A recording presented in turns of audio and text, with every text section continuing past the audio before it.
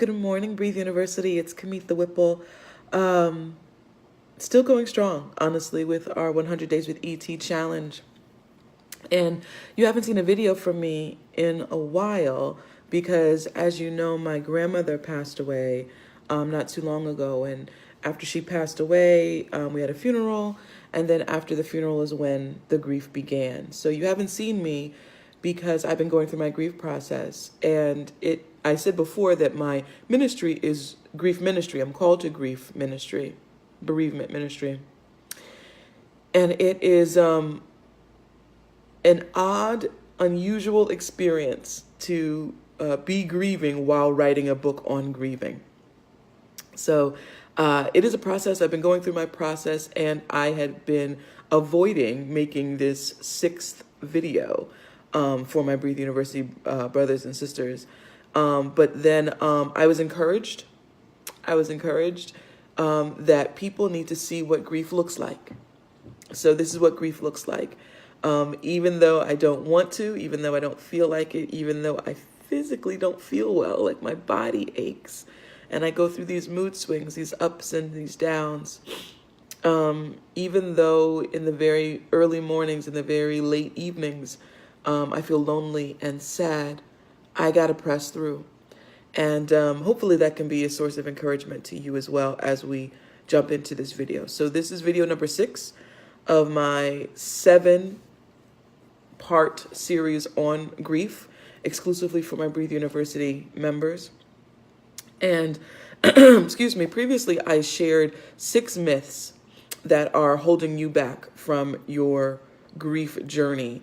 And I said then that whenever you are ready to stop feeling miserable, you're ready to start the process of grief recovery. There's not a set amount of time that you need. You can begin now if you're willing to do the work. And in order to do the work, you need assistance from others. So that's what this video is going to be about. Different levels of assistance that you are going to need throughout your grief journey. So first, I cannot forget to mention, it goes without saying, but I really need to say that you need your friends and family. It's paramount. You need to reaffirm the trusting, honest, healthy, positive relationships that you've already established in your life. They should visit you. Remember video number 2? And they should be just with you for a moment as you assess what you need. So if you are fortunate, you have lots of time and no responsibilities during your grief period. But unfortunately, that's just not the experience for most of the people walking this earth. At some point, life will demand that you get back to work, that you get back to rebuilding your life. And it's usually at that point when grief is hardest. But don't worry. God promises that weeping may endure for a night, but joy cometh in the morning. So because it's difficult with the mind fog and to adequately assess what you need, I suggest that you start with like level 1, start with the lowest level of support, and then work your way up until that you feel that you can make important big decisions again. So the first level is self-help. There's a gazillion books written on the grief process. Please don't get overwhelmed with the countless books on grief to choose from. Remember, most books on grief are intellectually accurate, but they're not emotionally helpful. So you probably want to choose a book that focuses on recovery and rebuilding life. And because I don't see a lot of that for African Americans, I'm currently in the process for creating my original library of resources. But since you need help now, you can't afford to wait to my 2018 plan, I'm going to give you a few suggestions. One book I found helpful, I don't have it on me right now, is the Grief Recovery Handbook. It's put out by Callista Press. I actually read it. I'm sorry, no. The first one I found helpful is the Grief Healing Techniques, by Callista Press. I listened to that on audiobook. The Grief Recovery Handbook, I actually have the 20th anniversary edition, is also a resource that you want. So go to Amazon, any sort of bookstore that you want, Barnes & Noble, whatever. Grief Healing Techniques and the Grief Recovery Handbook. Those are two of the go-to books that I suggest. You also want to get yourself a journal. I use just a journal for writing, but that's only because I like to express myself in words. So if you express yourself in another way, just get a different kind of journal. A sketch pad, a vlog, photo albums can all serve as grief journals. Don't get bogged down with picking the exact right one. Use just whatever you have at first, even if it's just, Post-its or a scrap of paper. Remember, grief is a normal, natural process of emotions, and it's temporary. So you're not going to grieve forever. You don't need to buy a beautiful or expensive or durable journal, unless you want to. This journal is going to help you express how you are right now. You want to plan to put it away at one point. Okay, so you need your self-help books, you need your grief journal. Level 2 is grief support groups. So there is a tremendous amount of value in speaking with people who have gone through a similar situation. Camaraderie is necessary to help you feel affirmed and acknowledged, and to get you out of the house. It can be a great release in telling your story to a room full of people as opposed to just one.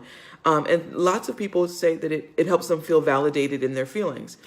And there are grief support groups all over the place. I'm sure, a quick internet search will yield you, at least 10 in your local area.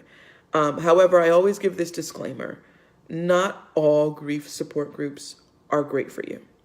Some support groups are not led by qualified people. So if the leader is not certified or licensed in anything, you run for the hills, find another group support. Some support groups are specifically focused on, say, just pets or just children who've passed, or I'm trying to think of something else, just widows, just widowers. And that could lead you to a false conclusion that once you find that group, everyone in the room is going to go through the same process. They don't. And it could lead you to feelings of loneliness unnecessarily. If you don't find your specific group, you might find that your loss is not valid. And then finally, many groups thrive on their members coming back and back and back and back and back over and over again. You want to stay away from those as well. Ruminating on sad stories over and over again is not going to get you to grief recovery. At that point, you're just having a pity party. Anyone that recommends that you come back time and time and time again for years and years needs to be a licensed therapist who has diagnosed you accurately with some sort of mental health issue. For many of us, for most of us, grief is normal, it's healthy, and it's a temporary state. It is not a lifelong illness that we need to live with. Okay. The third level of support is the grief recovery method.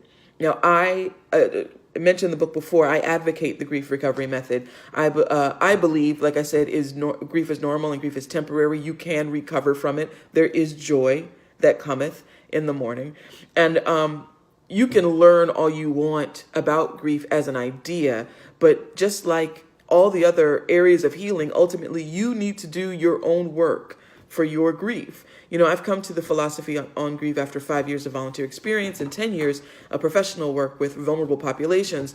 And when I was looking for a program that shared my philosophy, shared my view on grief, the grief recovery method is the only program that I found with the goal of guiding grieving people back to a healthy state as quickly as the client wants, really. So they've developed specific exercises to help you get to the heart of the matter. You finally say everything that you need to say yourself, the things that you need to say to God, the things that you need to say to the loss and to others that were affected by the loss. And at the end, you feel at peace. That's the process that I'm going through right now. So I will say that although I recommend the book, it could be written with a bit more detail on exactly how to apply the method. In the book, they suggest, and I certainly advocate, that you seek out a grief recovery specialist.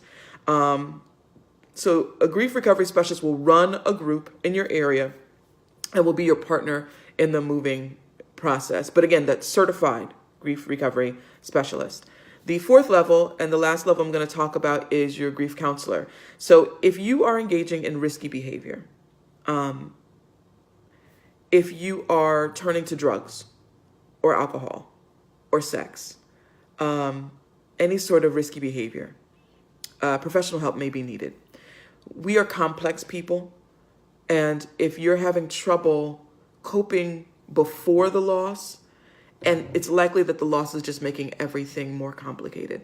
So if you're struggling with substance abuse or sexual abuse of any form, or mental illness, or even a prolonged physical illness, and the loss is making it worse, seek out a licensed professional social worker, counselor, or therapist. See them as long as you need to get to a healthy state. And no matter where you fit on that spectrum, I'm fully convinced that you need God. God clearly states in the Bible that he loves you, that he wants the best for you, that he wants to speak to you about your specific situation, and he wants you to live a fulfilling life now and after you die. And he's ready and waiting to speak to you, but you have to make yourself available. Now, I'm not a licensed therapist. I'm not a counselor. I'm not a social worker. Like I said, I'm an experienced volunteer, a nonprofit manager, and a caregiver. And soon, I will complete my certification in the grief recovery method.